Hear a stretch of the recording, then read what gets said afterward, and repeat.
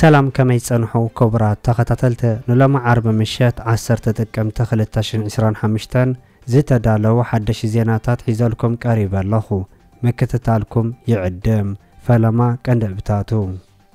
وان عزاز حيل اير ايتيوبيا لوم تدالينا لنا قبل ذهبو مغلص زملكاتن ኤርትራ ሎመ ተወዲእዋ ንኢትዮጵያ ዘመልከ ዘውፀቶ ተሪር መጠንቀቅታን ዝርዝር ሓበሬታ ዘመልከተን ኤርትራ ቀዳመይቲ ከም ዘወፀተን ዶናልድ ትራምፕ ኖቤል ብዘይ ምሽላሙ ሽግር ክፈጠር ከም ዝኽእል ይግለጽ ከም ዘሎን ዝብሉን ካልእን ዝሕብር ዝርዝር ዜናታት ሒዝናልኩም ቀሪብና ኣለና ነቻነልና ሳብስክራይብ ብምግባር ክሳብ መወዳእታ ክትከታተሉና ብኽብሪ ንዕድመኩም ፕሬዝዳንት አሜሪካ ዶናልድ ትራምፕ ኖቤል ብዘይ ምሽላሙ ሽግር ክፈጠር ከም ዝኽእል ይሕበር ኣሎ ዓመታዊ ኣብ ዝካየድ ሽልማት ኖቤል ቬንዘላዊት ማርያ ኩራና ማቻዶ ሽልማት ኖቤል ሰላም ምዕዋታ ድሕረ ምዕዋጁ ነቲ ሽልማት ንነዊሕ ክጽበ የጸንሐ ዶናልድ ትራምፕ ቅሬታ ምግላጹ ይሕበር ኣሎ ነቲ ሽልማት እተዳሎ ሃገር ኖርዌይ ብናይ ትራምፕ ምምሕዳር ተነጽሎ ከጋጥማ ከም ዝኽእል ከገልጹ ጸንሑ ምንጭታት ዶናልድ ትራምፕ ስመይ ባራክ ኦባማ እንተዝኸውን ተጓዮ ምሸለሙን ከብል ተዛሪቡ ምንባሩውን ይሕበር እዩ ኣብ ናይ ጸጋማዊ ኣተሓሳስባ ዝምብል ምዃኑ ዝነገረሉ ናይ ኖቤል ሽልማት ዶናልድ ትራምፕ ኣብ ልዕሊ 8 ዓበይቲ ውግኣት ዓለምና ብዘካየዶ ዕውት ናይ ሰላም ስራሕ ክሽለም ከም ዝኽእል ክነገር እኳ እንተጸንሐ ኣብ ክንድኡ ማርያ ኣብ ሃገራት ዲሞክራሲያዊ መሰላት ክሕሎ ፍትሒ ካብ መልካዊ ስርዓት ናብ ዲሞክራሲያዊ ሰላማዊ ስግር ክህሎ ብዝገበረቶ ልዑል ጻዕርን ስራሕን ከም ዝተዓወተት ኮሚቴ ናይቲ ሽልማት ኣፍሊጡሎ ማቻዶ ኣብ ህዝቢ ቬንዙዌላ ዘይርሳዕ ዝስተራ ምስራሓ ዘመልከተት ኮሚቴ መልክዕ ናብ ዲሞክራሲ ምስግጋር ካልኣይ ዘይርከቡ ዕማም ምዃኑ እውን ክሕብር እንከሎ ሽልማት ኖቤል ሰላም 2025 ኣብ ጸልማት ብርሃን ዲሞክራሲ ንዘብረት ጓል ኣንስተይቲ ክወሃብ ከም ዝወሰነ እውን ኣነጺሩ ኣሎ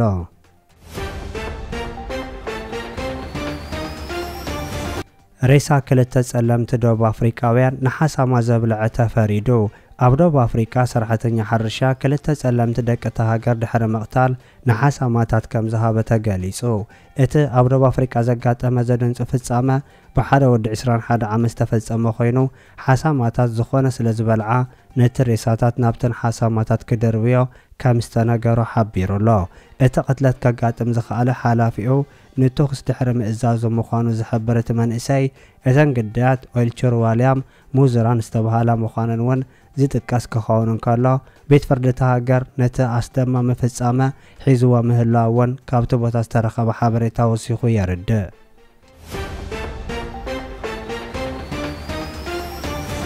ወኪል ሱዳን ናብ ሃገሩ ከም ዝተመለሰ ተገሊጹ ብቀዳም ሰር ዶክተር ካማል አድሪ ዝምራሕ ላዕለዋይ ልኡኽ ሱዳን ሎማ ኣብ ሰዓታት ንጎ ናብ ሃገሩ ከም ዝተመለሰ ተገሊጹ ንኽልተ መዓልታት ጸንሐ ፍረ ዘለዎ ናይ ስራሕ ዑደት ወዲኡ ናብ ሱዳን ዝተመለሰ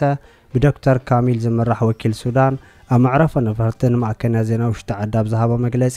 ቅድሚ ሕጂ ኣብ ፖለቲካዊ ማሕበራዊ ባህላውን ቁጠባውን ዓውደታት ዝተበጽሐ ስምዕ ምብርባሩ ክሕብር እንከሎ ሕውነታውን ታሪኻውን ርክብ ክልቲአን ሃገራት ዝያዳ ንምድልዳል ኣብ ዝቕጽል እዋን ሙሉእ ብምሉእ ተግባራዊ ንምግባሩ ዳግማይ ክሕየል ምዃኑ ገሊጹ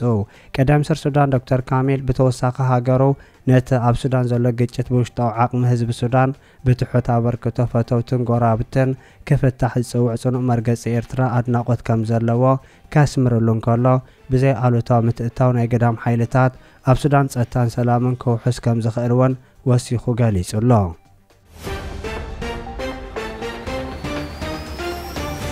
ኤርትራ ቀዳመይቲ ከም ዝኾነ ተገሊጹ ንነዊሕ እዋን ኣብ ቀደም ብሽክለታ ኣፍሪቃ መሪሕ ተራ ጸንሐ ሃገራት ጋንታ ኤርትራ ኣብ ዝግዛብ ዝወፀ ተርታ እውን ዓብላል ነጥቢ ቀዳመይቲ ኮይና ከም ዘላ ተገሊጹ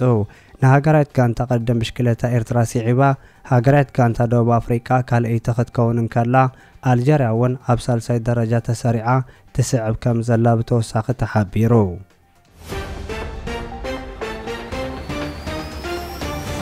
ኤርትራ ወግዓዊ መግለጺ ኣውፂኣ ኣብ መንጎ ህዝብታት ኤርትራን ኢትዮጵያን ሓንሳብን ሓዋሩን ብሕጊ ዝተዓፀወ ስምምዕ እናሃለወ ናይ ብልጽግና ወገናት ብኻልኣይ ግዜኦም ናብ ኤርትራ ዘቐንዐ ክሲ ምቕራቦም ዘመልከተ ናይ ኤርትራ ወግዓዊ መግለጺ ናብ አንቶኒዮ ጉተሬስ ዝተጻሕፈ መልእኽቲ ሕቡቕ ኣጀንዳ ዝሓዘ ምዃኑ ገሊጹሎ መንግስቲ ኢትዮጵያ ኣብ ዝሓለፈ ሰሙን እውን ተኾነ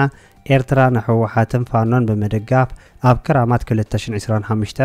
ሰፊሕ መጥቃዕቲ ክትፍኑ መደብ ሒዛላ ዝብል መስደመም ክስ ኣቕሪቡ እምባሩ ዝሕበር እቲ ናይ ኤርትራ ርእሰ አንቀጽ ኣብዚ ግዜ ንኻልእ ግዜ ኤርትራ ምስ ሕወሓትን ፋኖን ብምትሕባር አንጻር ናይ 4 ኪሎ መንግስቲ መጥቃዕቲ ክፍጸም ይዳለሎ ክብል መኽሳሱ መቐጸልታ ጥራይ ምዃኑ እውን ኣነጺሩ እዚ ሕጂ መንግስቲ ኢትዮጵያ ኣቕሪቦ ዘሎ ክስ ጽልእን ቅርሕንትን ካብ ምግባር ሓሊፉ ኩናት ንምብራዕ እውን ዝዓለመ ምዃኑ እውን ዝነገር ኮይኑ ስርዓት ብልጽግና ንኽልተ ዓመታት መመላእታ ከካይዱ ጽንሐ ዘመተ ባሕረ ኣእዛን ሰብ ዘሰልችወን ኣብ ነፍሲ ወከፍ ዝተረኸበ ኣጋጣሚ ክወሃብ ጸንሐ ምዃኑ ክሕብር እንከሎ ነቲ መግለጽታት ሰምዐ ሰብ ኤርትራ ክትከስስ ክጽበብ ምጽንሕወን እቲ ናይ ኤርትራ መግለጺ ምስፋሩ ይሕብር ብመሰረት ዓንቀጽ 2 ዛባር 4 ቻርተር ሕቡራት ሃገራት አንጻር ሉዓላውነትን ግዝኣታዊ ሓድነትን ፖለቲካዊ ሓድነት ሓንቲ ኣባል ሃገር ሓይሊ ምጥቃም ኮነ ሓይሊ ብምጥቃም ምፍራሕ ዘይፍቅድ ምዃኑ ዘመልከት እቲ ናይ ኤርትራ መግለጺ በዚ መሰረት መንግስቲ ኤርትራ ንመንግስቲ ኢትዮጵያ ክኸስስ ሙሉእ ባይታ ከም ዝነበሮ የረጋግጽ ገጅፍ ስትራቴጂ ሓንፂጽና ኣለና ኣብ ቀረባ እዋን ወደብ ክህልወናዩ ኢሬቻ ንዓመታ ኣብ ገምገም ባሕሪ ክነብዕሎ ኢና ሓይሊ ባሕሪ ዘቆምናሉ ምኽንያት ባሕሪ ስለ ዘለይናዩ ከመፀና ዝኽእል ስጋኣታት ንምክልኻል ኣብ ቀሒ ባሕሪ ወተሃደራዊ መደበር ክህልወና ኣለዎ 130 ሚልዮን ህዝቢ ሒዝና ብዘይ ባሕሪ ክንነብር ኣይንኽእል ኢና ዝጠመይ ህዝቢ ሕጊ የብሎን ውሕጅ ኮይና ክንውሕጠኩም ኢና እናበለ ኣብ ልዕሊ ኤርትራ ከቢድ ምፍራሕ ከካይድ ጸንሐ ናይ ብልጽግና ስርዓት ጥዊሉ ኣብ ልዕሊ ኤርትራ ክስ ምቕራቡ ዘድንጽ ምዃኑ ዝሕብር እቲ መግለጺ ካብ ተርባጽ ሓሊፉ ካልእ ትርጉም የብሎን ኢሉ ናይ ብልጽግና ስርዓት ካልኦት ኣብ ማርስ ቦታ እናሓዙ ኢትዮጵያ ኣብ ኣፍንጫኣ ዘሎ ባሕሪ ክስእን ከም ዘይግባእ ክገልጽ እንከሎ ናይ ግድብ ህዳሴ ጉዳይ ከም ዝወድአ ብድሕሪ ሕጂ ኣብ ናይ ቀሕ ባሕሪ ጉዳይ ክነጥፍ ምዃኑን ኢትዮጵያ ባሕሪ ሰኣነትሉ ኩነት ቅቡል ኣይኮነን ከምኡ እውን ሪፈረንደም ኤርትራ ቅቡል ኣይኮነን ንናጽነት ኤርትራ ህዝቢ ኢትዮጵያ ድምፂ ኣይሃበሉን ዝብሉ መስዓቕ መግለጽታት ክህብ ምጽንሑ ዝሕብር እዚ ናይ ሎሚ ናይ ኤርትራ መግለጺ ዓቕሊ ጽበታዊ ዝርዝር መወዳእታ የብሉን እውን ኢሉ 5 ዓመታት ተጸቢና ኢና ካብዚ ንላዕሊ ክንዕገስ ኣይንኽእልን ኢና ኩናት ክህሉ ዝብል ተሃዲድታት መንግስቲ ኢትዮጵያ ሰራዊት ናብ ዶብ ከም ዝተጸግዐን ኩናት ልዕሊ ሳልስቲ ከም ዘይወስደሉ እውን ዝሓበረ ኮይኑ ናይ ነዊሕ ርቀት ሚሳኤላትን ድሮናትን ከም ዘለዎን ብዓውታ ክጀሃር ምስምዑ ዘነጸረ ናይ ኤርትራ መግለጺ ካብቲ ከም ቀንጣሻ በቂሉ ዝሓድር መግለጽታት መንግስቲ ኢትዮጵያ ዝውሰድ ጭንቀት ጥራይ ክኸውን ከም ዝኽእል ሓቢሩ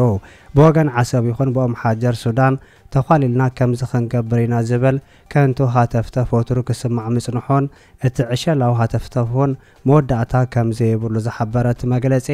እቲ ትርጉም ኣልቦ መግለጽታት ካብ ታህዲድ ሓሊፉ ዘረብሕ ከም ዘይኮነ ምምልካቱ እውን ተፈሊጡሎ ህዝቢ ኤርትራ ረዚን ህዝቢ ምዃኑን ኣብ ከም ዝበለ ሓጠው ቀጠው ክዕደም ከም ዘይኮነ ዘነጸረ እቲ መግለጺ ብዙሓት ፈከርትን ተጃሃርትን ስለ ዝረኣየ ብኸምዚ ኣመሰለ ታህዲድ ተሰናቢዱ ናብ ክሲ ዝጓየ ከም ዘይኮነ እውን ኣነጺሩሎ ፕሬዝደንት ኣሳፈወርቂ እውን ኣብ ዝሓለፈ ቃለ መሕተቱ ብንጹር ኣስፊርዎ ከም ዘሎ ዝገልጽ እትሎም ዝወፅእ ዓንቀጽ ሸውሃት ናይ ኩናት የብልናን ኣብ ልዕሊ ጎራብቲ ሕቶ ወይ ጥሙሕ ናይ ግዝኣት እውን የብልናን እንተ ደኣ ተጠቂዕና ግን ብኸመይ ኣገባብ ክንምልስ ብዝግባእ ንፈልጥ ኢና ክብል ወሲኹ ከም ተዛረበ ገሊጹ ኣብ ልዕሊ ኤርትራ ማዕበላዊ መጥቃዕቲ ክፍጸም ከም ዝኽእል ዝሕብር ዘሎ ናይ ብልጽግና ስርዓት ካብ ሕሉፍ ክመሃር ከም ዝግባእ ዝመኸረ እዚ ናይ ሎሚ ናይ ኤርትራ መግለጺ ዝሓለፈ ታሪክ ዘይፈልጡ ወገናት ጥራይ ንኩናት ክብገሱ ከም ዝኽእሉን ንህዝቢ ኢትዮጵያ ካብ ክወፁ ዘይክእል ዓዘቕቲ ምእታው ክኾኑ ምዃኑ እውን ኣነጺሩ ኣሎ ምስላ ዓረብ ከም ዝብሎ ናይ ብልጽግና ነገር ሃሪምኒ በኺዩ ቀዲምኒ ጠሪዑ ምዃኑ ዝጠቅስ እቲ መግለጺ ኣብ ግዜ ናይ ፋኖ ሓይልታት ኣብ ወተሃደራዊ ገስጋስ ድሕሪ ምዝጋቦም ናይ ኤርትራን ትግራይን ሓይልታት ሓጊዞም ኩናት የጓሃረሉ ኢልካ ምብካይ ነቲ ዝኣጎድካዮ ባርዕ ካብ ዘይምርዳእ ጥራይ ክኸውን ከም ዝኽእል እውን ገሊጹ ኣሎ ህዝብን መንግስትን ኤርትራ ናይ ነዊሕ እዋን ተመክሮ ከም ዘለዎ ዝሕብር ትርእሲ አንቀጽ ኣብ ልዕሊ ኤርትራ ዝቐረበ ክስ ኢትዮጵያ ካብ ውሽጣዊ ጉዳያት ንምህዳም ዘቕረበቶ ምዃኑ ኩሉ ክፈልጦ ከም ዝግባእን ውሽጣዊ ፀገም ብናይ ደገ ሰበብ ከም ዘይፍታሕ እውን ብተወሳኺ ምሕባሩ ክፍለጥ ተኻኢሉሎ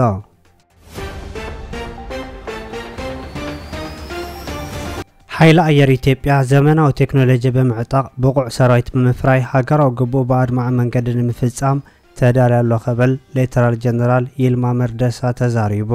ስነ ስርዓት ምረቓ እቶም ኣብ ኣካዳሚ ሓይሊ ኣየር ብመሰረታዊ ወተሃደራዊ ክእለት ሰልጠኑ ምልምላት ትማልስ ተኻየደ ኮይኑ ኣብዚ መድረኽ ዋና አዛዚ ኃይለ አየር ኢትዮጵያ ሌተናል ጀነራል ይልማ መርዳሳ ተራኺቡ መግለጺ ሂቡሎ። ሌተናል ጀነራል ይልማ መርዳሳ ብዛሃቦ መግለጺ ኢትዮጵያ ክሳብ 2022 ባቋጽረ ግእዝ ኣብ አፍሪካ ቀዳማይ ኃይለ አየር ነምህናጽ ትሰርሕ ከም ዘላ ዝገለጸ ኮይኑ ኃይለ አየር ሃገራዊ ግብኦ ብአድማዕ መንገዲ ይፍጽማሎ ኢሉ ኢትዮጵያ ኣብ አፍሪካ ፈላማይ ኃይለ አየር ነምህናጽ ምዘለዋ ህርፋ ዝሰማማዕ ቴክኖሎጂን ዓቕሚ ሰብን ኣብ ምዕባል ትኩረት ትገበር ከም ዘላ ገሊጹ። ሌተናል ጀነራል ይልማ መርዳሳ ኣብታ ሃገር ዝካየድ ዘሎ ልምዓታዊ ስራሕ ብዘይ ዝኾነ ናይ ጸገም ጸጥታ ይካየድ ከም ዘሎ ኮይኑ ሰራዊት ኃይሊ ሰብ ብምጥንኻር ዘመናዊ ናውቲ ብምዕጣቕ ስርሑ ብብቕዓት ይፍጽማሎ ኢሉ። ዕቤት ኢትዮጵያ ዘይደልዩ ክልተ ጸላእቲ ኢትዮጵያ ኣለዉ ዝበለ ሌተናል ጀነራል ይልማ መርዳሳ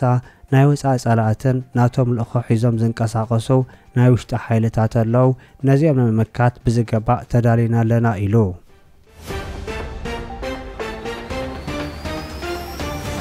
ክቡራት ተኸታተልቲ ንሎም ዝተዳለወ ዜና ነዚ ይመስል። ኣብ ዝቕጽሉ ዝፍነው ዜናታት በቐዳምነት ክበጽሐኩም ሳብስክራይብ ዘይገበርኩም ሳብስክራይብ ንኽትገብሩ ብኸብሪ ንዕድመኩም።